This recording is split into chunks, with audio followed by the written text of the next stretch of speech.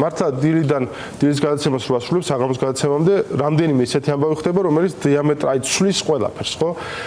და მათ შორის ეს იყო გიორგი ბაჩიაშვილის წამების ამბავი. ცემა ძალიან სპეციფიკური ტერმინა, ის იქ აშკარად რაც იყო გამოხატული, ეს იყო ორგანიზებული წამება. თენგო როგორ აფასებთ ამ ამბავს თქვენ და თავისთავად ეს ახალი დონია, იცით, ცითავხედის ხმამაღლა ამის გაკეთების, ხო? ხო იცოდნენ რომ ეს გახმაურდებოდა, ხო? მაგრამ მაინც გააკეთეს. ყოველდღიურად სახელმწიფოს დონეზე არის უკვე ასული კრიმინალი, ანუ სახელმწიფო ჩადის ფაქტურად კრიმინალს ხელისუფლების ყველა შტოსთან ერთად. ის რომ კრიმინალი შეზდილია ამ ყველა შტოში. უშუალოდ ბიძინა ივანიშვილი აი ლათინო ამერიკული დიქტატურის სტილში მართავს საქართველოს, ვისაც უნდა შეუკვეთავს თვითმკვლელობამდე მიყვანას და თვითმკვლელობამდე მიყვანა რატომღაც საზოგადოებაში გაჩნდა განცდა რომ აი თვითმკვლელობა თითქოს რაღაცა მოსულა და მკვლელობა არა, რა თქმა უნდა ორივე უმძიმესი დანაშაულია და თვითმკვლელობამდე მიყვანის მუხლით ახლა უნდა მიმდინარეობდეს გამოძიება და საქართველოში კონსტიტუციურად ესეა აჭარის ავტონომიური რესპუბლიკის მთავრობის თავმჯდომარე იყო ერთი თვის წინ ის კაცი 7 წელი და ამბობს რომ მე მაბრალებენ ბარიგობას ამაზე ყოველ მეორე დღეს უნდა ხდებოდეს ბრიფინგი და უყვებოდნენ საზოგადოებას ეს ადამიანი იყო თუ არა ბარიგა და თუ არ იყო ბარიგა, რაც თვითონ წეს როგორც ამბობენ რომ ის წელიწადია, თუ არ იყო ბარიგა, მაშინ ვინ აბრალებდა და ვინ მიიყვანა თვითმკვლელობამდე. ესე იქცევა სამართლებრივი სახელმწიფო. მე იმედი მაქვს რომ ეს ადამიანი გადარჩება, ჯანმრთელობას უსწრებ, იმიტომ რომ ეს ადამიანი იქნება ოქროს მოწმე ბიძინა ივანიშვილის წინააღმდეგ. მე ამაში ვარ ხმად დარწმუნებული. ეს კვლელობის ცდელობა იყო თუ თვითმკვლელობა, გამორიცხული ადამიანს შეარჩინა. ამიტომ ეს ადამიანი უნდა გადარჩეს პირველ რიგში, შემდეგ როცა მოხდება და ის აუცილებლად მოხდება, ხელისუფლება შეიძლება ის იქნება ოქროს მოწმე.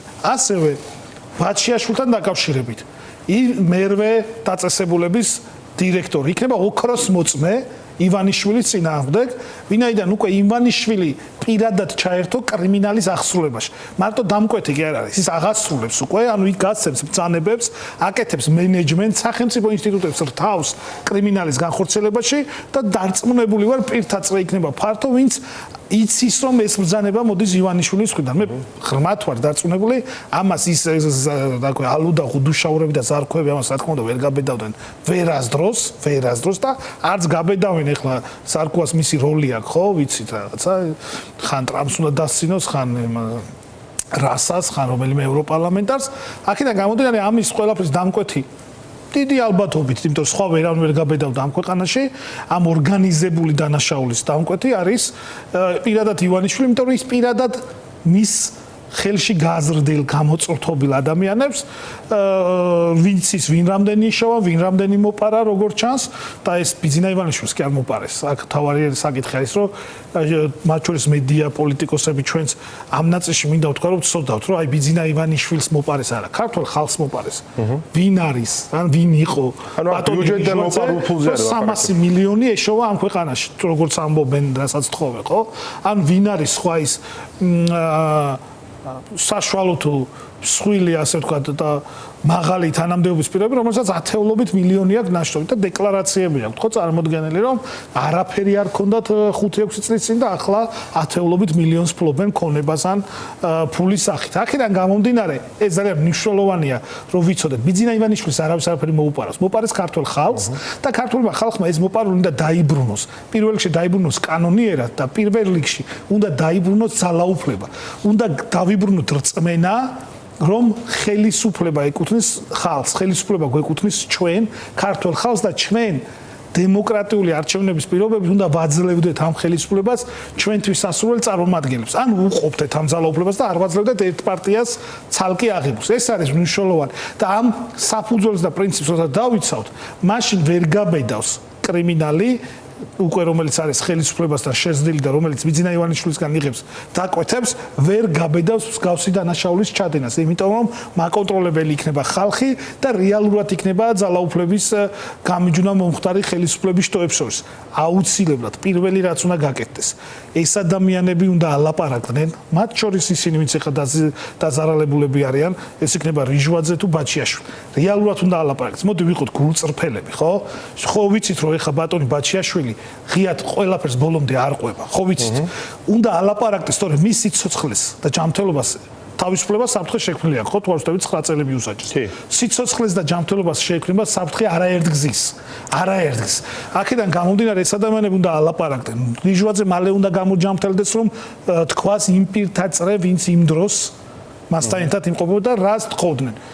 აი ვერ წარმომიდგენია ევროპულ სახელმწიფოში კონსტიტუციით გათვალისწინებულ ტოპ 10-ში მყოფ პოლიტიკურ თანამდებობის პირს არჩევით არაპირდაპირ ვირჩევთ აჭარის მთავრობის თავმჯდომარეს, მაგრამ ჯერ უმაღლეს საბჭოს ვირჩევთ და უმაღლესი საბჭო ირჩევს არჩევით არაპირდაპირ გზით არჩევით მილიარდი აქვს ბიუჯეტი. ბათუმის ბიუჯეტი თუ არ ვსწავლები 300 მილიონზე მეტია. წარმოიდგინეთ ამდენ რესურსს მართავს ადამიანი, ამ ადამიანს აბრალებენ რომ ნარკოკარტელის შეფი იყო თუ რაღაცა მსგავსი და ამაზე არავინ არ საუბრობს. თვითონ დაწერა ხო როგორც ამბობენ, დაწერა თუ არა ეგეც საკითხავია, მაგრამ ყოველ შემთხვევაში ამას ამბობენ და ჩვენ რას ვისმენთ პრემიერ-მინისტრად წოდებულისგან და ბიძინა ივანიშვილის წარმომადგენლისგან, მე და ჩემი მეგობრებს მაგასთან პრეტენზიები აღარ გვაქვს. ზუსტად ამ სიტყვებით. სახელმწიფოს არა აქვს პრეტენზიები, გამოძიებას გასცეს პასუხი და ასე შემდეგ კი არა. მე და ჩემს მეგობრებს თო მაგასთან პრეტენზია არ გვაქვს. ეს კიდევ ერთხელ ხაზს უსვამს იმას თუ რა სტილის რეჟიმში ვარ ჩამოყალიბებული. ეს ყველაფერი მიუთითებს, რასაც ჩვენ აღვწერთ турბულენტობას, ხო, როგორც მინიმუმ და ასეთ დროს, როცა რეჟიმის შიგნით არის ასეთ турბულენტობა, ეს მათ სიმყარეზე არ მიუთითებს. ბევრი კმაყოფილო ადამიანი რჩება, ბევრი რჩება ისეთი, ვის თავის გადარჩენაზე ფიქრობს. თვლით თუ არა ოპოზიცია, პოლიტიკური ოპოზიცია ამ შესაძლებლობას, რასაც ეს турბულენტობა ქმნის, საკმარისად იყენებს. აი დღეს ხა უყურებდით დილით მემორანდუმს და მივხვდი რომ აუცილებლად ეს გადატეხილი იქნება და მოდი პირველ რიგში თქვენ თავზე ელაპარაკეთ. ხელისუფლება ჩვენ თავზე ზუსტად იმას ვსაუბრობთ, რომ ეს турბულენტობა გამოწვეულია იმით მემორანდუმამდე ვერ მივედით უბრალოდ. მივალთ მემორანდუმამდე. აუცილებლად. აი გვაკლდა და გაგვისყდა ხელიდან დაგვასწრეს, მაგრამ არა უშავს. მოკლედ იმ დაუმორჩილებლობით, იმ წინააღმდეგობით შეიქმნა ის მოცემულობა, რა მოცემულობაშიც ახლა ბიძინა ივანიშვილია.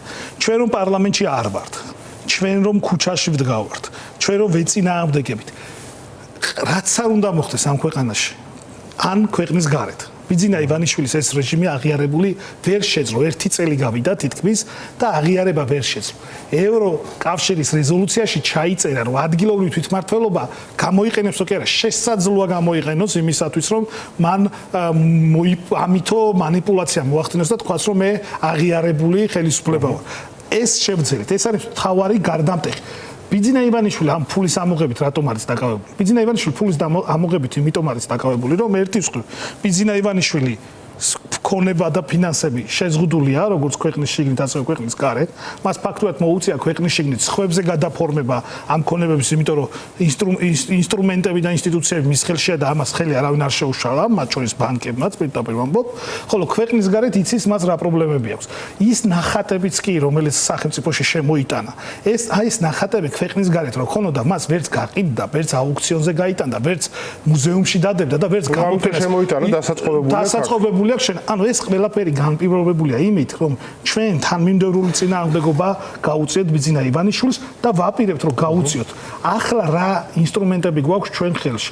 ჩვენ ინსტრუმენტები არის წინააღმდეგობა, ართანამშრომლობა, როგორ შეიძლება ერთანამშრომლო, რაღაც ვენესუელას სტილის ხელისუფლებას, რომელსაც არანაირი პოლიტიკური პროცესი მოკლა ქვეყანაში. სიმულაციაც კი აღარ უნდა პოლიტიკური, გარდა იმისა, რომ მას ერთადერთი ამოცანა აქვს, რომ მოახდინოს არა მხოლოდ ერთი პარტიის ხელში ასე ვთქვათ, ძალაუფლების მთლიანად შერწყმა, არამედ უნდა ერთი პიროვნების ხელში იყოს. და გამორიცხულია თუ ჩვენ ვიქნებით თანმიმდევრულები, ყველა ის ნაბიჯი, რაც გვაქვს დაგეგმილი და რაც ეს შედეგი მოიტანა და შემდეგი ნაბიჯები და პირველი ესეთი ნაბიჯი ამ პროცესში იქნება 19 ივლისს 19 საათზე, არა ასე ვთქვათ, მონაწილეობას იმ რუსულ სპეცოპერაციაში, რომელსაც 4 ოქტომბერი ქვია და ვითხოვთ ნამდვილ ახალ არჩევნებს, და არა იმ სიმულაციას, რასაც ქართული ოცნება გეგმავს,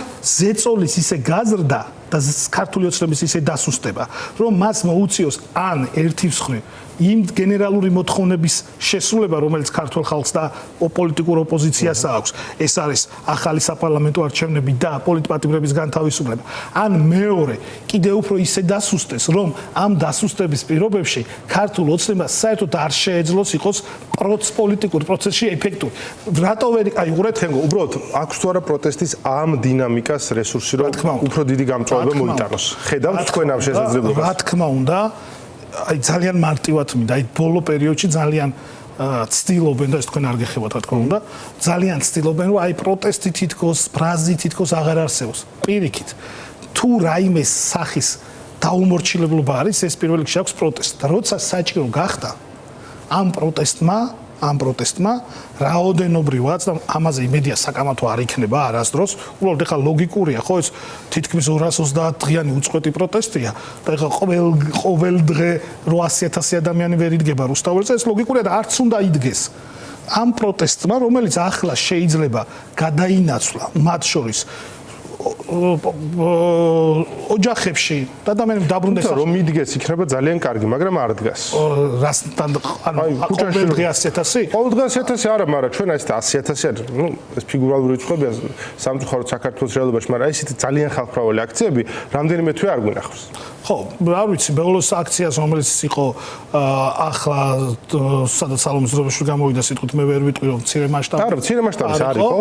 მაგრამ 19 ივლისს ველოდებით ძალიან ბევრ ადამიანს და 19 საათზე თბილისის სახელმწიფო უნივერსიტეტიდან დავიწყებთ მარშ პოლიტიკური ნაწილში, ამ პოლიტიკურ პროცესში, რაც ჩვენ გვაფერხებს, ვიქნები გულწრფელი. არის მთელი რიგი არათანმიმდევრული ნაბიჯებისა. ოპოზიციამ უნდა შეძლოს და ეხლა გულისხმობ იმ ოპოზიციის ნაწილს, რომ მივიდეთ ეხლა მემორანდუმამდე. კი, მემორანდუმი ეხლა მემორანდუმი გააფორმეს პარტიული ინტერესიდან გამომდინარე, რომ ერთმანეთს ასე ვთქვათ არ უღალატონ პირადი კერძო პარტიული ინტერესის გათვალისწინებით, თორე ეს მემორანდუმი რაღაც წინააღმდეგობის მემორანდუმი ხო არ არის, სადღაც მაჟორიტას დაგითმობ, სადღაც ფულს გადაიხდი, სადღაც ჩემოფის გამოიყენებ და ასე შემდეგ. ამაზე საუბარი საერთოდ არც მინდა და არც ღირს გულწრფელი ვიქნები, იმიტომ რომ სასაცილოა ეხლა პატიმრებს ციხეში აწამებდნენ, ბიზნეს ატერორებდნენ, ათეულობით პოლიტპატიმარი ყავდეს და რაღაცა ოლქებს ინაწილებდა. თუმცა წარმატებლობის მიზეზად ასახელებთ თქვენ არათანმიმდევრულობას. სავარაუდოდ სწორედ ამ ხალხს გულისხმობთ, ხო? ანუ მათი ბრალი არის, რატომ არათანმიმდევრობა იცი რა არის? ეხლა მე რო თქვენ დაგიძახოთ რუსი. არაზუსტ არ ვიკადრებ ამას და პატივს გცემთ. თქვენ ალბათ არც მომიწევთ და სადღაც თუ შეხვდებით, შესაძლოა პასუხიც მომთხოვოთ, ხო, ამაზე. იმიტომ რომ თან იმიტომ კი არა რაღაც ეთნიკურობას გაუსვა ხაზი, არამედ იმიტომ რომ მოღალატე ადამიანი. ჩვენ ხედავდით ერთი თვის წინ ინგა გრიგოლიასთან, პირადად უყურებდი ამ გადაცემას და თქვა რომ ეს არის რუსეთთან ბიძინა ივანიშვილის გავლენის პოლიტიკური ფიგურა, რომელიც ასრულებს რუსულ დავალებას საქართველოში. ეს ერთი. მეორე. ეს ეხება გახარიასაც და მის პარტიას. მეორე, ჩვენ როცა მარტის დასაწყისში თქვით, რომ მოდი ახლავე გადავწყვიტოთ არჩევნებთან დაკავშირებული საკითხი. შევდივართ თუ არ შევდივართ, ვიმსჯელოთ. ეთერები ვსაუბრობთ. ეს არის სუსის შემოგდებული თემა. ანუ მინიმუმ გვეუბნებოდნენ რომ ჩვენ სულელები ვართ და წამოვეგეთ სუსის შემოგდებულ თემას, ხო? მინიმუმ ამას. ეს მეორე საკითხი. მესამე ეუნებიან რომ პარტიებს შემოდით რას ნიშნავს? პირველი განცხადება იყოს შემოდით. შემოდით კი არ უნდა იყოს, უნდა იყოს გავერთიანდეთ. ჩვენ ვამბობთ რომ ერთობაა მნიშვნელოვანი, ისინი გვეუბნებიან რომ ჯერ სად უნდა შევიდეთ. ჩვენზე სამჯერ მეტი პარტიული რეიტინგი გვაქვს პოლიტიკა, სად უნდა შევიდეთ. ეგ უკვე აბსურდია. აქედან გამომდინარე და ამბობენ რომ აი მოძალადე ნაციონალურ მოძრაობა. თუ შენ ეს ხალხი პარტნიორად გინდა მოძალადე რატოა? თუ მე პარტნიორად გინდი ვარ, სუსის შემოგდებული თემაო, იმაზე რაზეც ახლა შენ ბრძოლად მიცხადებ, რატო მეუბნებ? თუ ადამიანი პარტნიორად გინდა და მემორანდუმს რუსეთის გავლენის აგენტად რატო ასახელებ? ეს არის არათანმიმდევრულობა. რა ვიცი, სხვანაირად აი ვერავინ ვერ იტყვის, ვერავიზე რომ თენგო თევზაძე ვინმეს პერსონალურად თავს დაესხა. ვერაზუსტ ვცდილობ ყოველთვის ეს არ გავაკეთო, მაგრამ თანმიმდევრულობაზე მკითხე და ეს როგორი თანმიმდევრულობა? ეს ხალხი თანმიმდევრულობასთან ერთად ამ ხალხს უნდა პირდაპირ ვიტყვი, ამ ხალხს უნდა და მიაჩნიათ რომ შანსი გაუჩნდათ, რომ ახლა გახდნენ მთავარი ოპოზიციური პარტია. იმიტომ რომ სხვა შანსი მათ არ აქვთ. სამართლიანი არჩევნების პირობებში კვლევები იდება, ისინი იკლებენ, ჩვენ ვიმატებთ. ყველა კვლევა ოპოზიციური ამორჩეველი ცდილობს რომ იმ ძალებისკენ გადაიწიოს რომელიც ძალებიც ასხივებს ძალას პოლიტიკური ძალები მათ შორის ბოლო ორი კვლევა ღიათ ამბობს რომ ქახარიას პარტიამ გადაუსწრო ლელოს რეიტინგებით წინა თვეების და წლების კვლევებში სხვანაირად იყო ეს ფაქტურად აჩენს იმის შესაძლებლობას რომ პოლიტიკური გაერთიანება ლელო შეიძლება პოლიტიკურად განადგურდეს იმიტომ რომ არ არიან თანმიმდევრული და ეს მემორანდუმი მაგას ემსახურება მე არ ვიცი რა წერია მემორანდუმში და კიდევ ერთხელ ვარც მაინტერესებს დიდად მაგრამ ეს ფაქტურად არის მათი გადარჩენის არ ვიცი რატო დაეთანხმა ქახარიას პარტია იმედი მაქვს იტყვიან ისინი იმიტომ რომ ესეთი შეურაცხყოფების და თავდასხმების შემდეგ რთული იყო ვინმეს და ეხლა ჩვენ არ დავსხმივართ და ისინი არ დავსხმიან ჩვენ ესე როცა ძალიან დიდი განსხვავებებია და კიდევ ერთხელ გამოვიდა ეს პერსონალური თავდასხმა საერთოდ ყოველ შემთხვევაში მე არ მახსენდება რომ ვინმეს ჩვენი პარტიიდან რუსი დაეძახოს ქახარიასთვის ან მისი პარტიის წევრებისთვის ნაწილ მათგანს ვიცნობ და ძალიან ნორმალური ურთიერთობა ანუ არ მივცემ ამის უფლებას თავს ამის შემდეგ რომ ეს გაერთიანება არ ვიცი, მაგრამ ეს არის არ ვიცი კი არა ძალიან კარგადაც ვიცი. მათ უნდათ მეორე თავარი ოპოზიციური პარტიობა ეს ერთი რაც ვერ მოხდება სამართლიან არჩევნებში. ნახავთ, ოღონდ ჯერ ბიძინა ივანიშვილი უნდა დავამარცხოთ, ჩვენ ბიძინა ივანიშვილის დამარცხებაზე ვართ ორიენტირებული, ისინი სადღაც რომელიმე მუნიციპალიტეტში უკეთესი შედეგისთვის. ეს ერთი, მეორე, ჩვენ თანმიმდევრულ გზას გავაგზავნებთ, რთულია, მძიმეა, მიუხედავად იმისა, რომ შეიძლება ამ მომენტისთვის 8 პროდასავლური პარტია ვართ და ჩვენ ასე ვთქვათ, ყველას ერთმანეთი შეიძლება არც უყვარდეს იმ მაგიდის იგლებს, სადაც ჩვენ ვხედავთ და ვთათბირავთ, მაგრამ ყველას აქვს ერთი მთავარი ამოცანა. ეს მთავარი ამოცანა არის იმ ორი პირობის, ასე ვთქვათ, მიღწევა, ახალი სამართლიანი არჩევნები და პოლიტპატიმრების განთავისუფლება. მე ვერ წარმომიდგენია, რომ ჩვენი ის თანამებრძოლები, რომლებიც აი ზიამაღლობელზე მოვისმინე დღეს თქვენს ყოფილ კოლეგას ეწერა საპროცესიდან თუ როგორ მოექცათ გებუაც.